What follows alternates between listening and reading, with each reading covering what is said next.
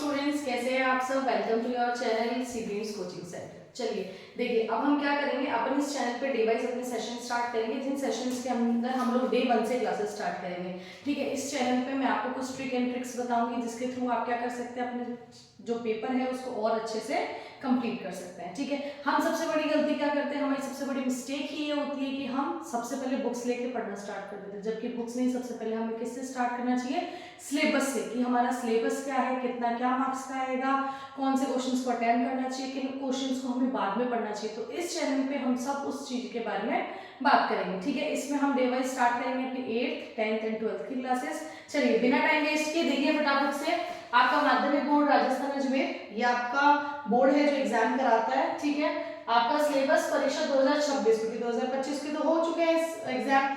अब हम तैयारी स्टार्ट करेंगे अभी से अपने 2026 के एग्जाम कक्षा 10 विषय हिंदी। चलिए देखिए, प्रश्न पत्र आपका एक मिलेगा, समय आपको 3 घंटे 15 मिनट का दिया जाएगा पेपर करने के लिए। प्रश्न पत्र के लिए अंक, यानी जो आपका पेपर आएगा, जो बुकलेट आएगी, उसके अंदर आपका क्वेश्चन कितने मार्क्स के होंगे, 80 मार्क्स के।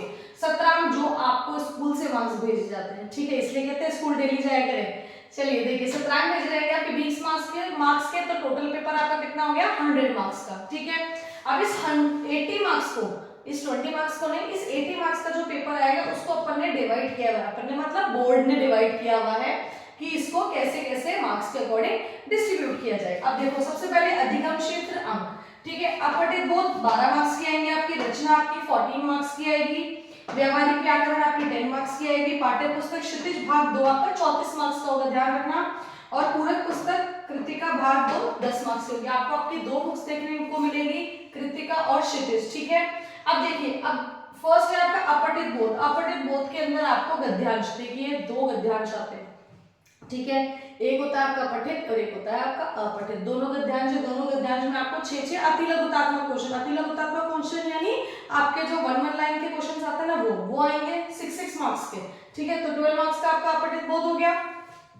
इसके बाद सेकंड आता है आपका रचना। रचना में आपको देखो, फर्स्ट क्या है, संकेत बिंदुओं पर आधारित किसी एक आधुनिक विषय पर निबंध लेखन विकल्प सहित लगभग 300 शब्दों में। ध्यान रखना, आपको इसकी लिमिट को ध्यान रख के आंसर लिखना। कई बच्चे क्या करते हैं, ठीक है मार्क्स नहीं देखा, आपने लिख दिया कुछ ही।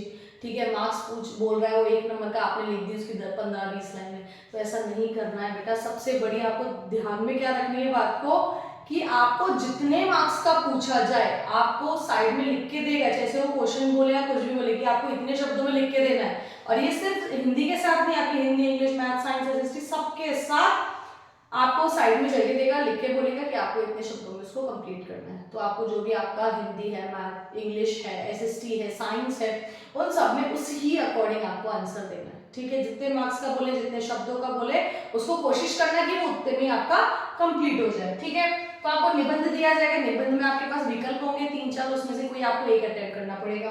सेकंड आपका पत्र लेखन, उसके अंदर आपके औपचारिक पत्र और अनौपचारिक पत्र, दोनों टाइप के पत्र में से कुछ भी आ सकता है। ठीक है, उसमें भी आपको विकल्प मिलेगा, डरने की बात नहीं है। सब में आपको ये जो रचना वाले और ये सब होते हैं ना, उन सब के अंदर आपको विकल्प दिए जाते हैं, उनमें से ही आपको कुछ करने होते हैं।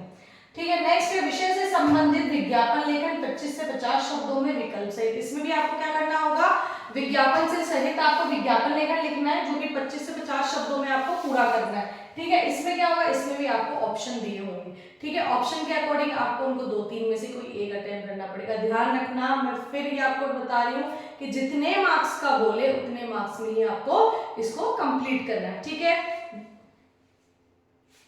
देखिए रचना वाला पोर्शन हमने देख लिया था, उसके बाद व्यवहारिक व्याकरण वाला पोर्शन है। इसमें क्या है, 2 बहुचयनात्मक, 6 रिक्त स्थान पूर्ति के प्रश्न एवं 1 लघुतात्मक प्रश्न, ये इसके अंदर आएगा। ठीक है, इसके अंदर फर्स्ट में क्या होगा कि पद भेद, संज्ञा, सर्वनाम, विशेषण, क्रिया और अव्यय, ये 4 मार्क्स के आएंगे आपके। और देखो, सिर्फ पढ़ाई के लिए ऐसे नहीं समझो कि सिर्फ हमें एग्जाम के लिए पढ़ना है। आपको क्या होना चाहिए, आपका ब्रेन ऐसा स्मार्ट होना चाहिए कि हमें सिर्फ इसलिए नहीं पढ़ना कि सिर्फ हमारे एग्जाम है तो हमें एग्जाम में पास होना।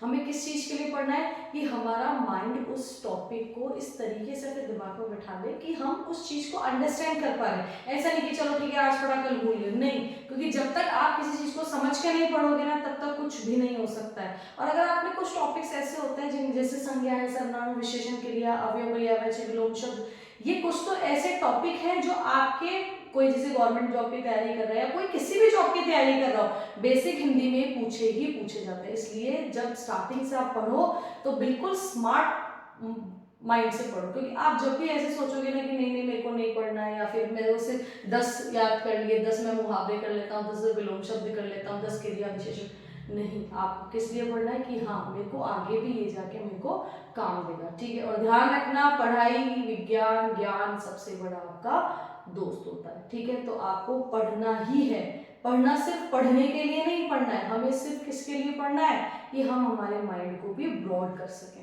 ठीक है। चलो आओ, सबसे पहले आपका क्या है, पद, भेद, संज्ञा समझ में आ गया, फिर उसके बाद उपसर्ग और प्रत्यय, ठीक है। इन सब टॉपिक्स को हम पढ़ेंगे। आज तो हम क्या करेंगे, सिर्फ सिलेबस देखेंगे कि सिलेबस में आपके टॉपिक क्या क्या है, उन टॉपिक के अकॉर्डिंग अपन क्या करेंगे, अपने वापस से एक एक टॉपिक उठाएंगे, एक एक दिन में एक एक टॉपिक धीरे धीरे करते चले जाएंगे, जिससे आपको समझ में भी आ जाएगा, आप उसकी प्रैक्टिस भी कर पाओगे, ठीक है। उपसर्ग और प्रत्यय हो गए, संधि समास आ गया, मुहावरे, लोकोक्तियां, पाठ्य पुस्तक के आधार पर जो भी आपके बुक के बीच बीच में आते हैं ना चैप्टर के अंदर, वो है, ठीक है। अब इसके अंदर फोर्थ है आपका पाठ्य पुस्तक एवं पूरक पुस्तक, ठीक है। पाठ्य पुस्तक क्षेत्र 34 मार्क्स की आएगी आपकी। किन्हीं दो पठित गद्यांशों के विकल्प में से किसी एक पर अर्थग्रहण संबंधित 4 प्रश्न आएंगे, वो आपको करने रहेंगे। सेम ऐसा ही होगा कि दो पठित आते हैं ना, पठित पद्यांश, गठित वो वाले, ठीक है। पठित के दो पठित पद्यांशों, गद्यांश ऊपर हो गया, पद्यांश नीचे हो गया, दोनों में से आपको क्या क्वेश्चन, 4 क्वेश्चन देखने को मिलेंगे, और दोनों के 4 हर क्वेश्चन आपका 1 मार्क्स का होगा, और आपके 4 मार्क्स का ये वाला आएगा और 4 मार्क्स का ये वाला आएगा। आगे आप तक समझ में, ठीक। चलिए देखिए आगे आपका थर्ड है, 2 दीर्घ उत्तरात्मक प्रश्न आएंगे, जिसमें से एक गद्य आएगा और एक पद्य भाग से आएगा। विकल्प मिलेंगे, विकल्प में से ही आपको करना होगा, ठीक है। 60 से 80 शब्दों की इसकी शब्द सीमा होगी। फिर बता रही हूँ बेटा, बिना शब्द सीमा के मत करना, जितने मार्क्स का पूछा जाए, जितने लेंथ का, जितने नंबर का, जितने शब्दों का बोले उतना ही लिखना, बहुत ज्यादा मत लिखना, ज्यादा के हिसाब से मार्क्स नहीं मिलते। कंटेंट अच्छा लिखोगे तो मार्क्स मिलेंगे बस, ठीक है। फिर फोर्थ है, 4 लघुतात्मक प्रश्न होंगे, जिसमें से 2 आपको पद्य के करने हैं और 2 आपको गद्य के करने हैं। तो इसमें से आपको 40 शब्दों के अंदर उसको करना है। मैंने आपको पहले भी बताया था कि क्या होगा, वो आपको शब्द बोलेगा, आपको कितने शब्दों में इसको कंप्लीट करना है, ठीक है। 4 प्रश्न आएंगे, 2 इनके आएंगे, 8 मार्क्स का आपका ही हो गया। फिर आपके 8 बहुचयनात्मक प्रश्न होंगे, जिसमें से 4 आपके गद्य के होंगे, 4 आपके पद्य भाग में से होंगे। 8 प्रश्न है, 1-1 अंक का आएगा, तो 8 मार्क्स आपके ये होंगे, ठीक है। किसी एक रचनाकार का परिचय लिखना है आपको। वो परिचय आपके कवि का भी हो सकता है और लेखक का भी हो सकता है। कवि तो वो जो आपकी कविताएं लिखता है ना, उसके अकॉर्डिंग कोई एक कवि का हो सकता है आ जाए, और हो सकता है किसी एक लेखक का आ जाए। लेखक में जैसे आपके चैप्टर दिए हुए ना, उन चैप्टर में जो कहानियां हैं उसके अकॉर्डिंग भी आ सकता है। तो ये 4 मार्क्स का आएगा। शब्द सीमा इसने बोली 80 से 100 शब्दों की ही रखनी है, ठीक है। कृतिका बेटा, शब्द सीमा क्यों बताई जाती है? क्योंकि शब्द सीमा का आप लिखो, आप 10 पेज लिख दो जैसे, लेकिन उसमें क्या होगा, आपका टाइम चला जाएगा, और बोर्ड हर क्वेश्चन को एक टाइम के अकॉर्डिंग ही रखता है कि बच्चा इतने टाइम के अंदर उस पेपर को कंप्लीट कर सके, ठीक है। तो इसलिए बोलते हैं कि शब्द सीमा का ध्यान रखना है। फिर आपका पाठों पर आधारित, ये आपकी कृतिका सेकंड बुक है। पाठों पर आधारित 2 में से किसी एक निबंधात्मक प्रश्न को आपको अटेम्प्ट करना है। शब्द सीमा दी हुई है 80 से 100 शब्दों की, 4 मार्क्स का एक क्वेश्चन। 2 लघुतात्मक प्रश्न आएंगे 40 शब्दों के, जिसमें से 2 क्वेश्चन हैं, 4 मार्क्स के हो गए आपके। 2 बहुचयनात्मक प्रश्न आएंगे, 2 प्रश्न होंगे, 1 मार्क्स 1 अंक होगा, तो 2 क्वेश्चन के 2 अंक हो गए, ठीक है। इस अकॉर्डिंग हम पूरे सिलेबस को आज पढ़ चुके हैं।